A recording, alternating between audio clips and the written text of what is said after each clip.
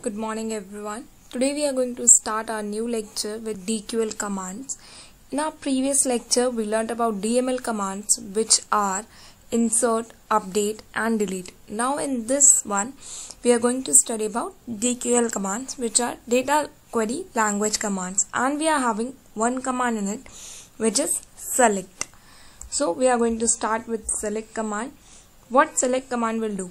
Select is basically a keyword, okay, which is used to fetch data from the table or a relation, and we all know that a table is a relation in RDBMS. In our previous commands we are having some updations, deletion, insertions. We are not getting any data or displaying any data from those commands. So to display the data from the table or to fetch the data from the table, we are having DQL command, which is select. In earlier years, select command was also included in DML command, but from last few years we are having a separate section for select command, that is data query language command. Now what I have to write, or what query I need to write if I want to fetch complete data of a table, we are having a star for this to display the complete data of the table. That means if I want to print or I want to show the output, then I have to write select star from table name. You can also use all in place of a star, so you have to write select star from EMP, where EMP is my table name which we are using from earlier videos. So you can see the output over here. We are having 9 rows and 7 columns in my table EMP. So you can see the example over here. We are having complete data of the table. Now what if I want to display only a single column? For suppose I want the name list of my employees, I can simply print my single column. So how we are able to do that? We will use select column name from table name. You have to simply write the single column which you want to print. Okay, select column name from table name. Here is an example, which is select ename. Ename means employee name of the table EMP, that is employee, and you can see the output over here. We are having only employee name or only a single column from my table. Now if I want to print multiple columns, I don't want a single column, I don't want the complete data even, I want few columns from my table. So what I have to do, we can write select column name 1, then comma, column name 2, comma, column name 3, and so on, the number of columns that you want to print. After that, from table name. Example is here, select mail ID, ename, EID from EMP. This is a query I have written for fetching 3 columns from my table. If you remember, then we are having first column as employee ID in the order, then employee name, and after that we are having mail ID. Mail ID is a third number.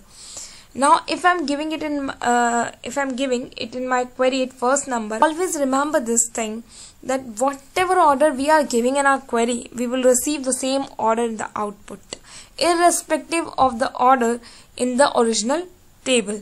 So you can see here in the output, first column we are having is mail ID, next column we are having is employee name, after that we are having employee ID. So till now we learned about how to fetch complete data of the table, how to fetch a single column, and how to fetch multiple columns. Now moving on towards the next one, if we want to apply arithmetic operator on the column, for suppose I am having salary and increment in my table, what if I want to change the complete column salary? I want to add something or deduct something, or I want to give them deferred salary.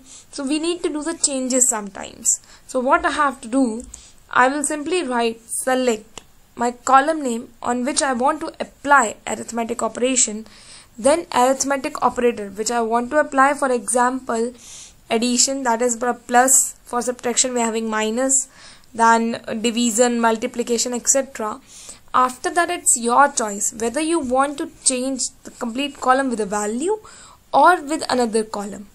That means you can add a value to a column, or you can add 2 columns or multiply 2 columns. It's completely your choice what you want to do or what is given in your question paper. And then last you have to write from table name. Never forget writing select from table name. These three things is fixed. Okay, because if we end the query at column name, then we are not giving what we have to write after, from where we have to fetch the data. So it is compulsion that you have to write from table name in the last. So here is an example. Select salary into 12 from EMP, which means I want to multiply my column salary with value 12 or with digit 12. Here we are having the output representing the column header with salary into 12, and you can see that my all values in the salary column got multiplied by 12. Now we are having another example. Select salary plus increment. Here I am showing you addition of two columns. Okay, salary plus increment. So output is salary plus increment, and all the increment get added to the salary column. Now if I want to give new names to them, I don't want salary into 12 in my output. I want it as annual salary, or instead of writing salary plus increment, I want it as total salary. Then what I need to do, we want to give another name. Same case, you can take the layman example. All of us are having different names at our home.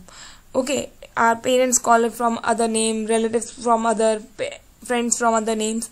In the same case, in table we are having several columns and we are applying different operators on them. If we want to give them a new name, then we have to go for column aliasing by using keyword as.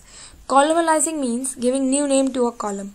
But remember this thing, these columns, or you can say these outputs that you are getting, we are not able to make changes in the original table. Why we are not able to do that? Because we are not applying cascade command on it. If you want to make it permanent, then you have to go with cascade, else this will only create the view. Now the question arises, what is view? So beta view is a instance of the table after a particular query. Okay, now how we are going to do column aliasing? So here we are having the syntax: select column name, then your arithmetic operator which you want to apply, and after that value or column. Now why I am putting it in square brackets? Because it is completely optional. You can use column name as directly as new name, or you can apply arithmetic operator, perform the functionality of the arithmetic operator, and then you can use as. Here is an example. Select salary into 12 as annual salary from EMP.